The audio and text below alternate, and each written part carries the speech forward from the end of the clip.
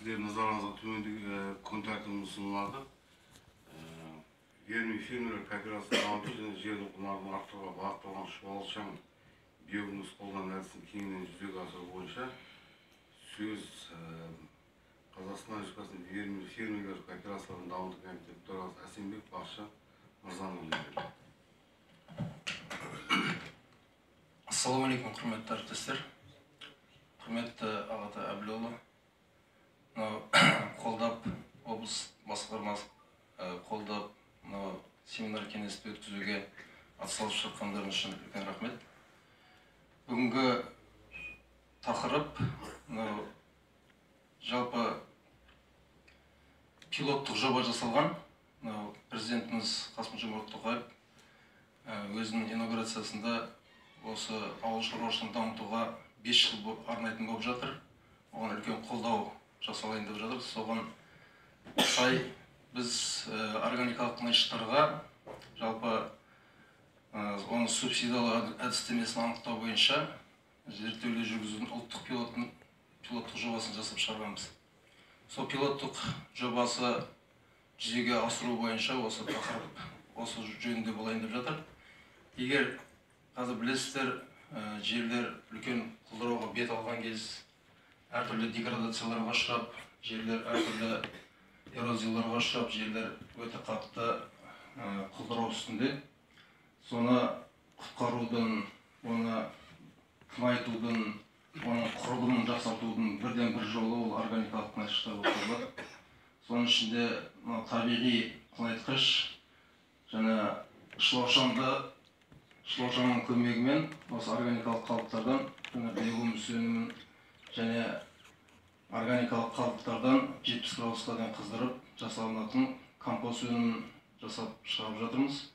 Және осы тыңайтқыштан ары қарай сұйық түрін жасап шығарып жатырмыз. Ол мәселе диқандарға үлкен жерлерін тыңайтуда, өнімдерін молайтуда үлкен көмегін тигізуде. Өздеріңіз білесіздер, диқандар жақсы біледі, ол биогумустың нәтижесінде қандай өсімдік әлемі, қандай түрі болмасын, ол үлкен жақсы нәтиже беруде. Міне осы нәрсені қазір мемлекеттік деңгейге көтеріп, біз пилоттық жоба жасадық.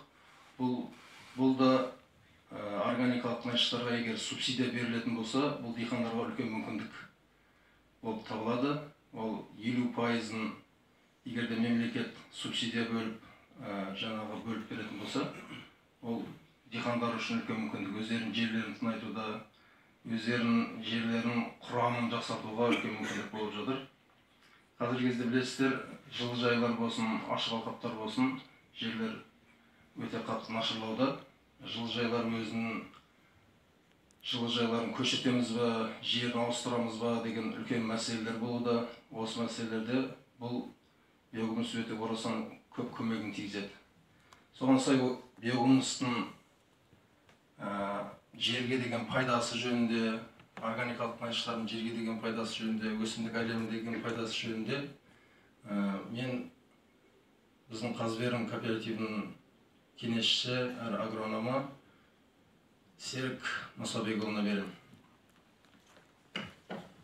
Ассалаумалейкум, құрметті осы жиынға қатысушы шаруалар, ел ағалары. Сіздерге айтарым, мынау биогумус деген не? Ол кәдімгі өзіміздің андай қидан, жапырақтан, басқа да органикалық қалдықтардан, қағаз бар, басқа бар, мысалға тамақтың қалдығы дегендей, соларды кәдімгі жауын құрты, шылаушын, жеп, қортып шығарған тыңайтқыш. Мысалға қидан алынғандықтан, оны да қиымен бірдей деп айтуға болмайды. Неге? Себебі кәдімгі қида алатын болсақ, оны егістік алқапқа берсек те пайдасы бар, сөз жоқ. Бірақ біз қиды егістік алқапқа берген кезде қиымен бірге арамшөптің тұқымдары бірге барып, егістігімізді арамшөп басып қалып жатады. Ол бір. Екіншіден, малдың ішінен мысалға таспа құрттар, ішек құрттар, гельминттер дейді, глисты. Соныңда жұмыртқалар түсіп жатса, ол да қоршаған ортаны ластап, адамдардың да ішіне түсіп, адамдардың ішінде де әсіресе жас өспірім балдар ішінде де глисті болып жатады. Ол екі. Үшіншіден, мысалға біз малға қандай шөпті бердік? Ол ауру жүгері ма, ауру жоңышқа ма, сол ауруды тұрған жем шөп, олардың алдында өсіп тұрған өсімдікті ауыртқан микроағзалар, саңырауқұлақтар, бактериялар, олар малдың ішіне өткенімен олар залалсызданбайды да, көңмен бірге егістік алқапқа барады да, біздің еккен мақтамыз бола ма, басқа дақылымыз бола ма, қауын қарбызымыз бола ма, ауыртып, өнімділікті көп төмендетіп жібереді. Сондықтан да осы жағдайлар болмау үшін алдымен қиды термофильді бактериялардың көмегімен 2 аптадай компост жасап барып, сол кезде қи 60-70 градусқа қызған кезде стерилизация болып, арам шөптердің тұқымдары күйіп қалады, шық құрттардың, яғни гельминттердің жұмыртқалары пісіп қалады, ауру туғызатын бактерияларды залалсызданады. Одан кейін ары қарай жауын құрты жеп, оны өзінің ішінен өңдеп шығарған кезде капролит пайда болады. Енді екінші артықшылығын осы жерде айта кетейін. Егер біз малдың ішінен шыққан қиды алып суға салып жібітілдетсек, қидың құрамындағы барлық өсімдікке жеткілікті қол жетімді тыңайтқыштар, органикалық тыңайтқыштар, азот, фосфор, калий, кальций, бәрі ол ерігіш қалпында тұр, судың құрамына өтеді. Сондықтан да біз қарапайым қиды егістік алқапқа берген кезде, мысалы қар жаңбыр жауғанда, су қарған кезде өсімдік керегін алғанымен артығы ол топырақта қалмастан шайылып, жер асты суларға түсіп, одан сбростарға түсіп, біздің Сырдариямызды ластап жатады. Ал биогумустан құрамындағы қоректік заттардың барлығы фульва және гумин қышқылдары түрінде болғандықтан олар суда ерімейді. Міне осы жерде бүкіл әлемді жаратушы Алланың шеберлігі. Себебі Алла тағала бәрін жаратты ғой. Сонда шуалшаны не үшін жаратты? Осы қиларды осылай өңдеп, қидың құрамындағы заттарды суға ерімейтіндей етіп жасап беру. Себебі топырақтың құнары жаңағыдай қидың заттары ұқсап суға тез еритін болса, бәрің білесіздер ме, қосақтыда егістік алқаптың құнарлығы гумусы пәлен процентте көрсетілген. Сол гумусты айтып отырмын. Егер ол суға жақсы еритін болғанда, мысалы қар жаңбырмен жуылып, топырақтың беті жуылып, топырақ құнарсыз болып қалар еді. Яғни сол жуылып кетпеу үшін Алла тағала топыраққа қажетті құнарлы заттың барлығын гумин және фульва қышқылдары ретінде жаратқан.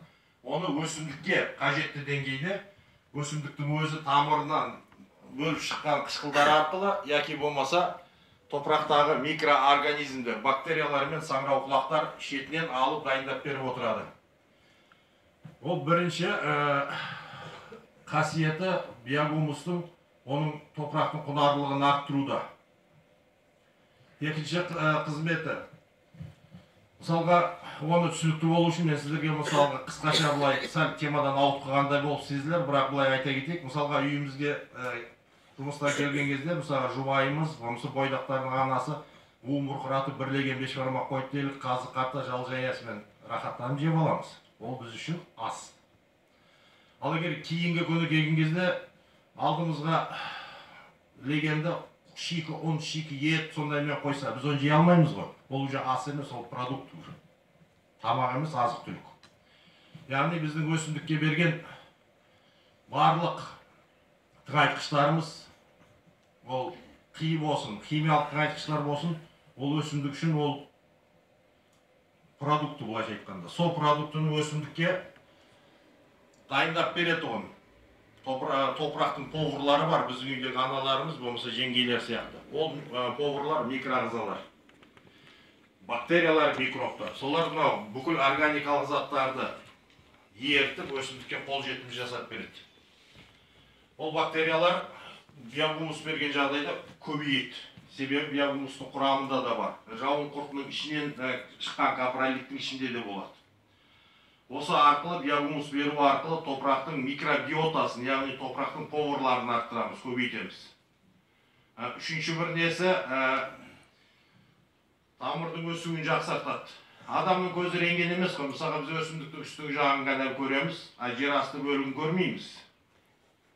Өсімдіктің үстіңгі жағы қандай болса, астыңғы жағы одан да орасан үлкен болып өседі да. Біз көзімізге көрінбегеннен кейін біз топырақты баптау, құнарын арттыру, өңдеу, яғни тамырға жағдай жасауға онша көңіл бөле бермейміз.